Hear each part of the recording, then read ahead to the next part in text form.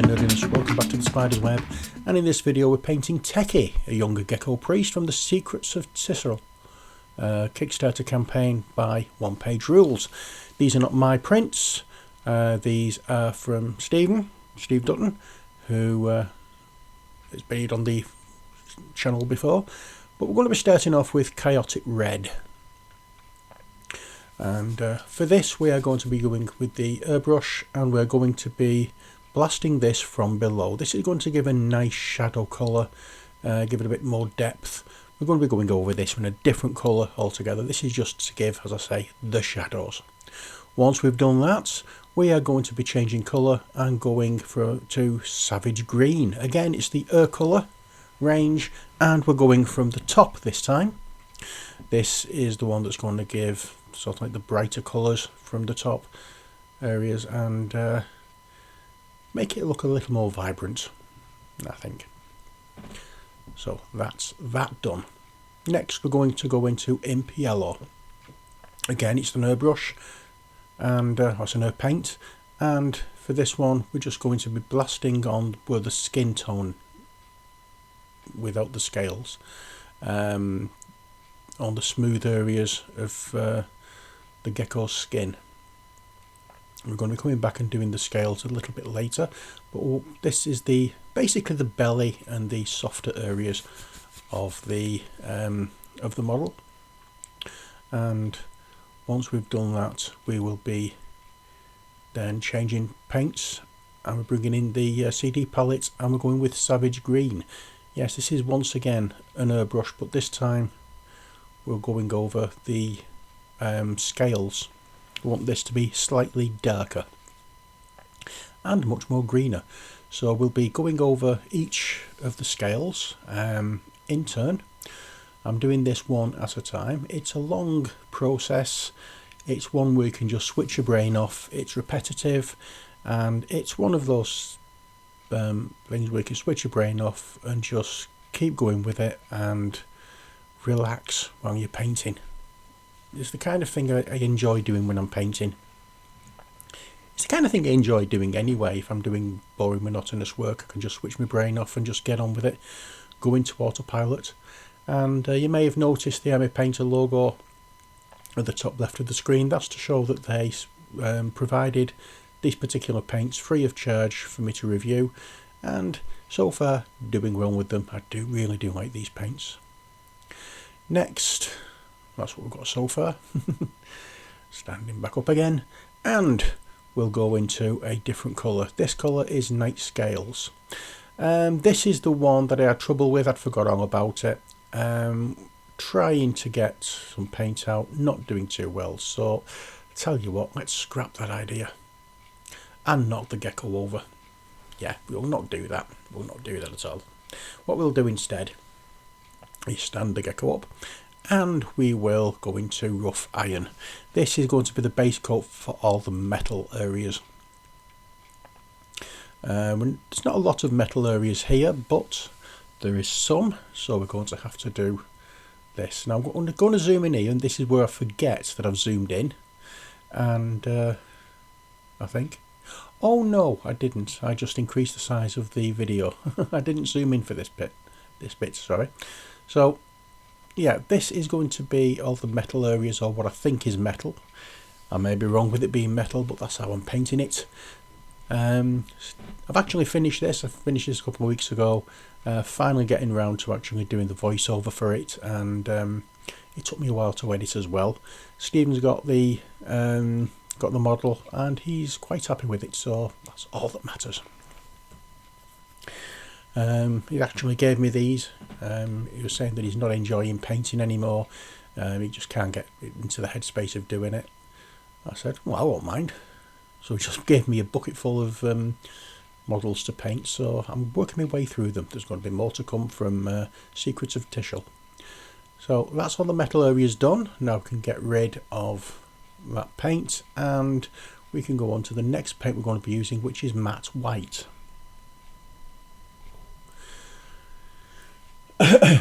This Matte White is going to be just a base coat for the feathers and the leather areas and the cloth areas.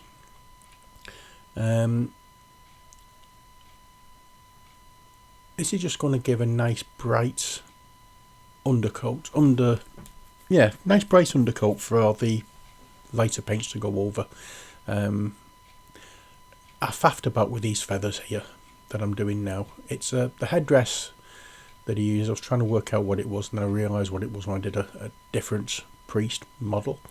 But yeah, that's a headdress, and these feathers I faffed about with, and I just didn't use something that I have which is ideal for this. So on this one I used normal paints, and it's back and forth and a faff. You'll find out what I use at a later date with different models.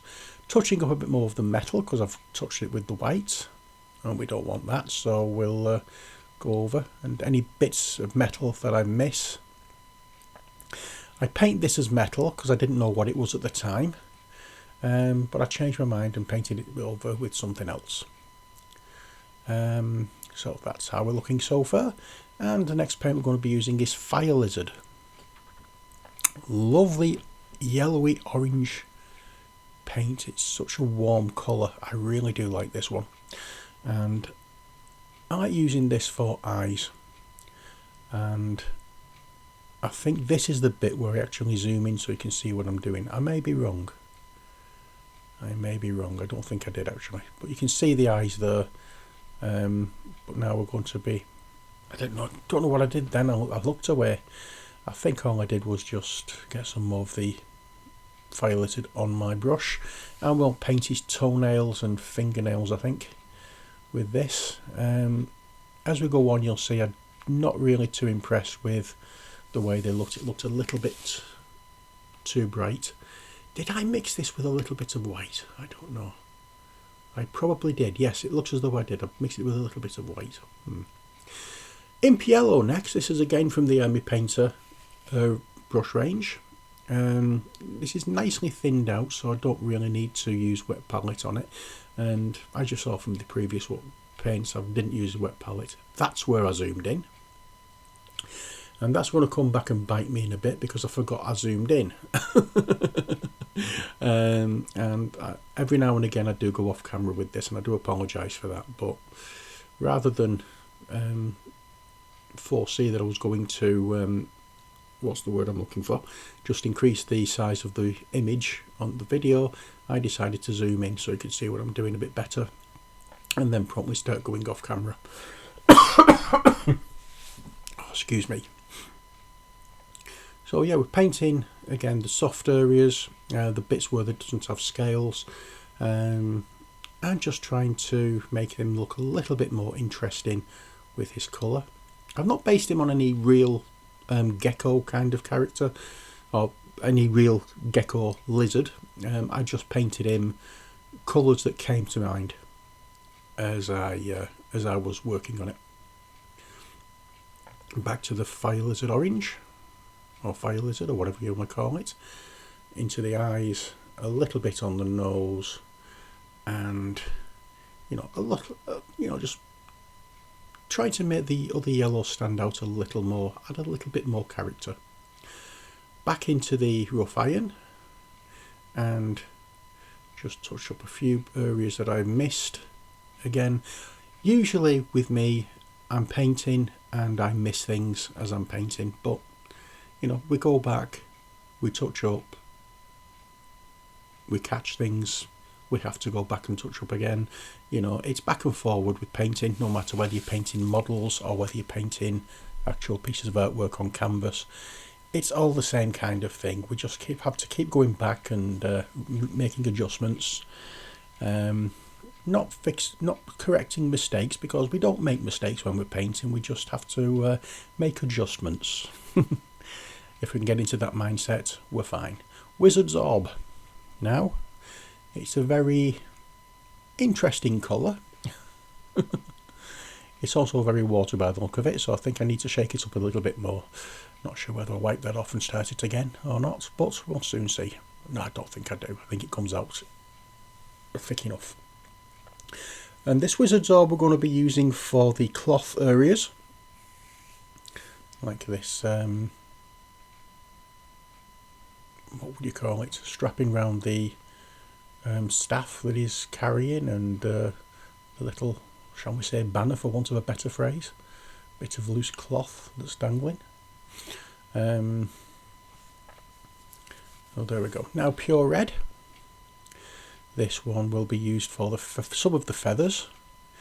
Again, as I said, not happy with the way the feathers turned out with this model. I do change it in future models. Crystal blue now. But using the proper paints doesn't seem to give the effect that I was looking for. So what I did was I started using the speed paints, and it works wonders. Brilliant for feathers. Don't know why I didn't do it on this one, but never mind. So we have some colourful feathers for his headdress. Had a little trouble with this paint, to be honest. It didn't seem to be mixing terribly well. It just seemed to be very watery. I'm not sure whether I've shook it enough here. I don't think I did. I think we'll just keep going back. Yeah, wipe it off, start again. That's a good thing to do when you've got very watery paint. So I give it a good shake, and that's why we're waiting. I'm shaking and shaking and shaking.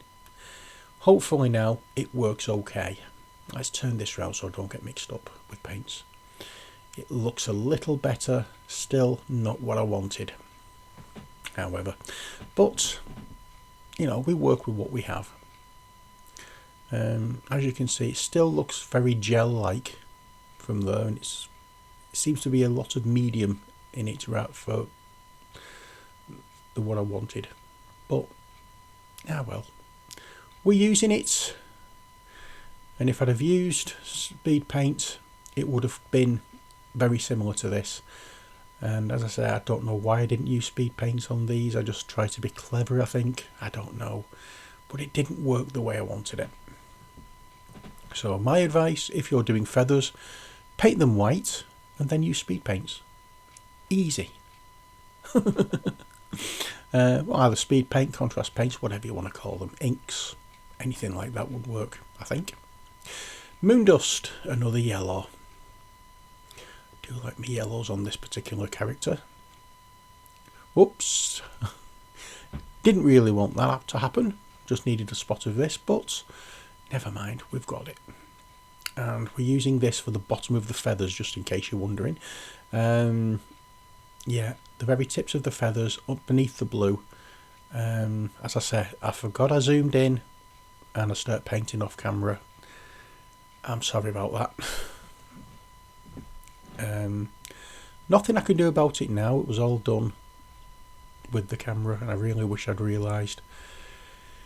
Here I make another mistake. I decide to use this on the actual, for want of a better word, stem of the feather. I'm not sure what the central bit of the feather is where all the bristly things come out, but that's what I'm calling it, a stem. There probably is, well, there is a real name for it, but I can't for the life of me remember what it is now, so stem will do. And we'll just run this down. When it's dried, I decide, no, I don't like the look of it, it looks stupid. So I paint over it again with the actual colours of the feathers. So don't take too much with this. I just wanted I like to show my mistakes as well as the things that I do right. You know what I mean? We learn from mistakes, we don't learn from getting things right. If we're successful at something, we don't learn because we've done it right. If we're wrong, or we've made a mistake, or we just need to make adjustments in this case, then fine. We've learned something, we've learned not to do that again. Here I decide to do some pure yellow feathers. I think this is a pure yellow feather. No, it's not quite. I thought I had done one pure yellow feather, but we'll do this with orange and yellow. As you can see, I've not cleaned the brush out, so it's going into that red will make it orange. And now the feathers here. This one again will be orange because the brush hasn't been cleaned. It's red mixed with yellow, and we'll do that. Quick rinse the brush off, I think. and go over with just a damp brush to soften the edges, which I'm doing here. Oh, we're going into blue here. Going into that blue again to try and darken that up because it looks a bit watery. And you know, it's looking a little better, but it's not what I wanted, as I said. So yeah, you live and learn. You live and learn. I don't like the effect that these paints gave, so try different paints. I'm going to do the bottom of this orange bit in this blue as well, and yeah, a little more blue, a little bit of red, like a dark purplish colour. And we'll see where we can go here. Bit more red in there. And what are we painting now? This is probably going to be another feather. I don't know. I can't remember. It's a couple of weeks since I actually painted this. Matte black. I don't think I like that colour. I think I decided to change it completely and go with something different. Which you can do. It's all fine and dandy to do that. And I'll start painting black feathers. Why not? It's the easiest thing to do when just to get over an issue. Also paint the eyeball, sorry, the pupils of the eyes. But yeah, black feathers on the staff, I think was a nice idea. We'll come back and make them a little more interesting later on, but for now they are just pure black feathers. Now we have fur brown.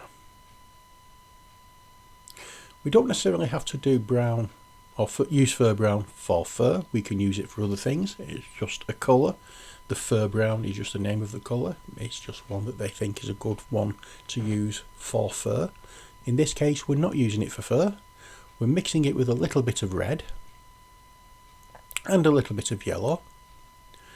And I think we're trying to make a leather colour here, or a colour to paint leather.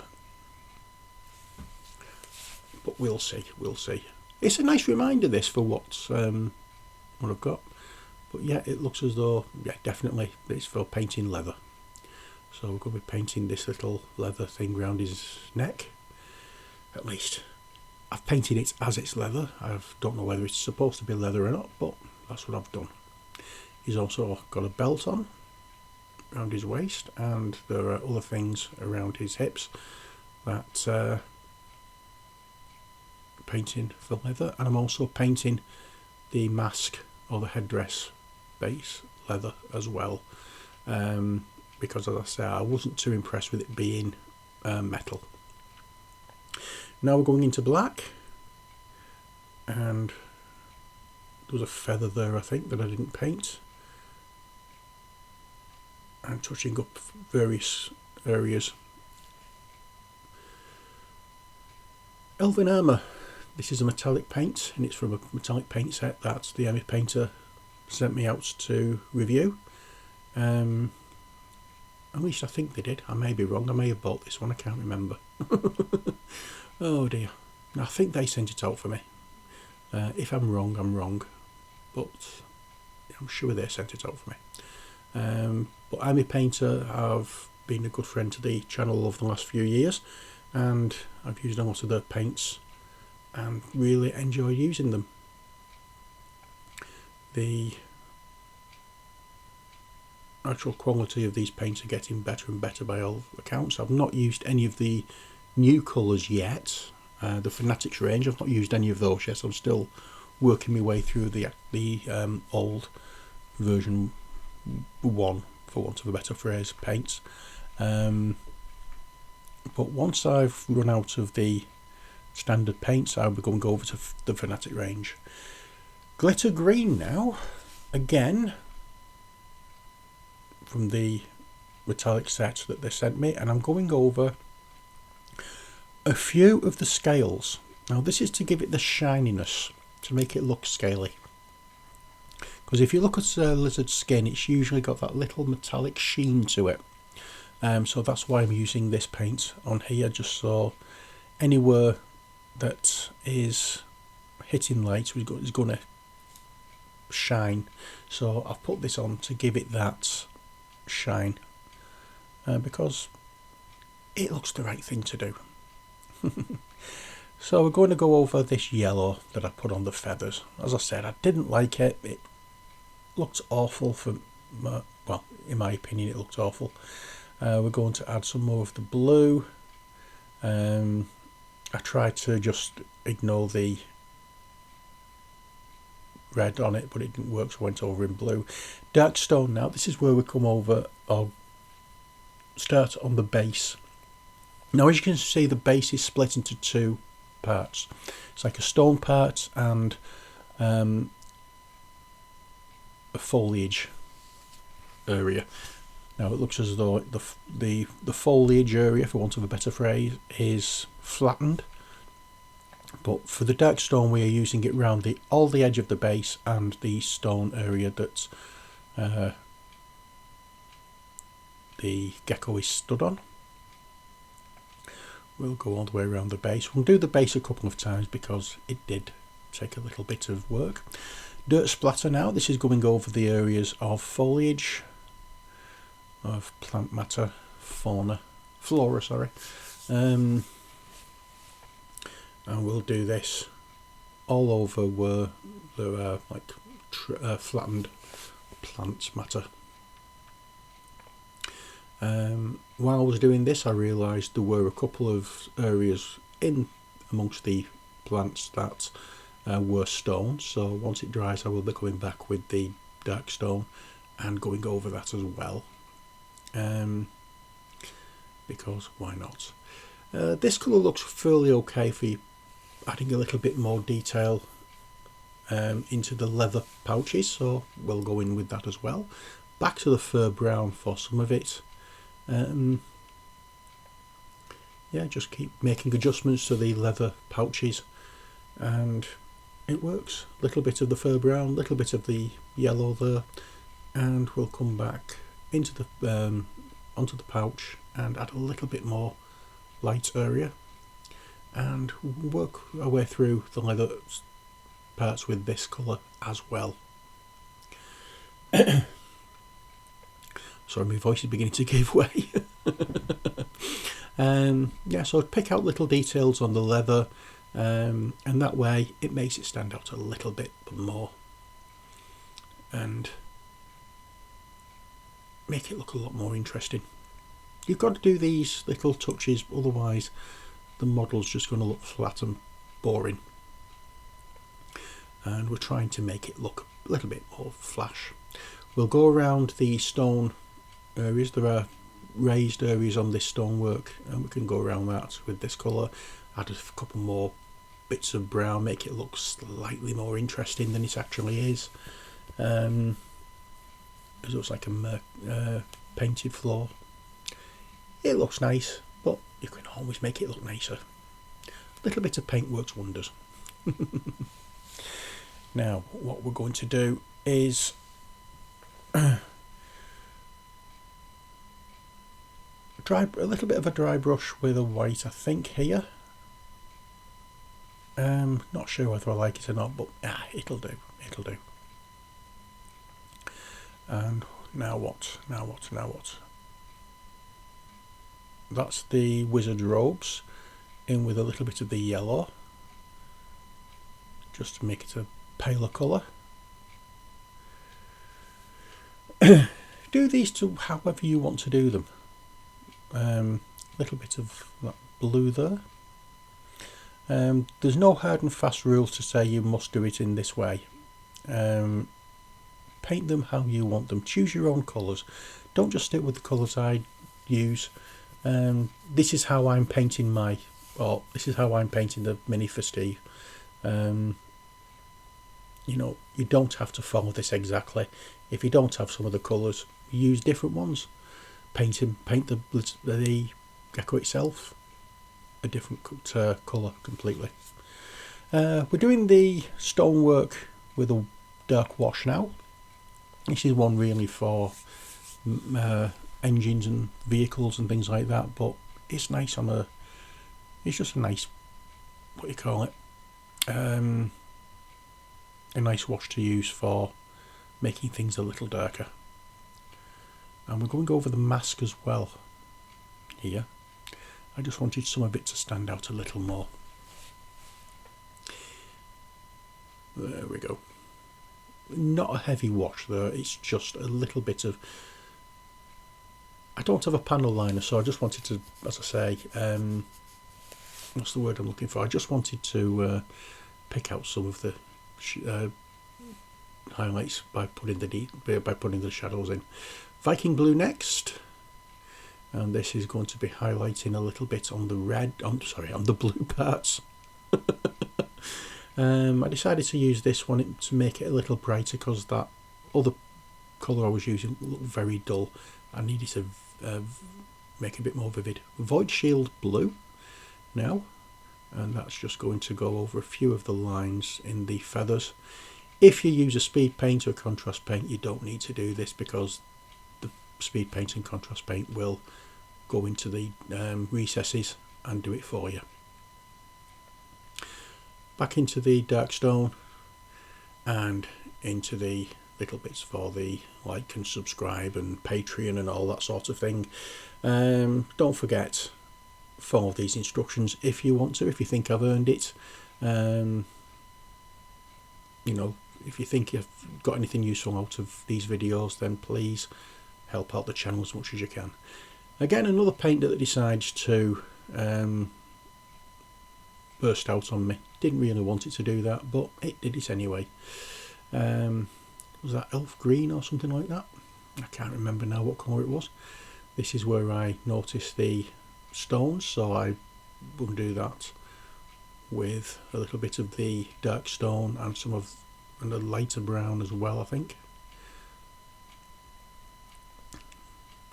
No, so it's dark stone for the base, and then just mix dark stone and white to do a little bit of a highlight on them. So that's it for this video. I hope you've enjoyed it. Until next time, as always, stay safe and take care. God bless, and bye for now.